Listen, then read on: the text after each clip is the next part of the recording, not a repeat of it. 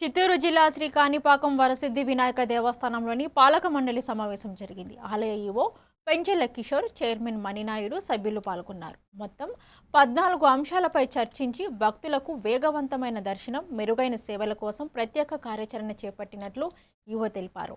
రద్దీ సమయంలోని సభ్యులు పర్యవేక్షణ చేయనున్నట్లు తెలిపారు. ఇక ఉద్యోగుల సమాన వేతనాల ప్రతిపాదనలు కమిషనర్కు పంపనున్నట్లు వెల్లడించారు. సమావేశంలో చర్చించిన అంశాలపై త్వరలో తీర్మానాలు ఆమోదిస్తామని చైర్మన్ మణినాయుడు తెలిపారు. అవి కాకుండా కూడా అదనంగా వెల్ఫేర్ ఆఫ్ ద ఎంప్లాయీస్ మీద కూడా బాగా డిస్కషన్ జరిగింది.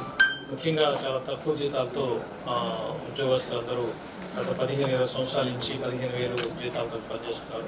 కొంతమంది కోర్టు ఉత్తర్వుల ద్వారా ఎన్హాన్స్మెంట్ చేసుకుని వాళ్ళు 20,000 తీసుకున్నారు.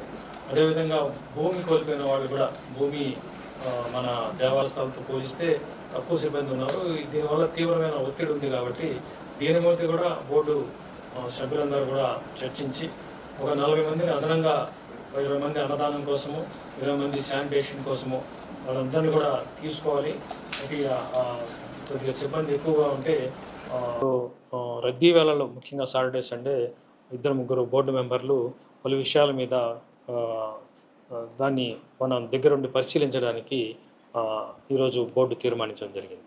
సో ఇలా మన కాణిపాక దేవస్థానంలో భక్తులకి వచ్చే భక్తులందరికీ కూడా ఎటువంటి ఇబ్బందులు లేకుండా త్వరితగతిన శీఘ్రగతిన ప్రశాంతమైన దైవదర్శనం. మన టెంపుల్కి ఆదాయం ఉంది కాబట్టి దగ్గర నుంచి మనం దాదాపు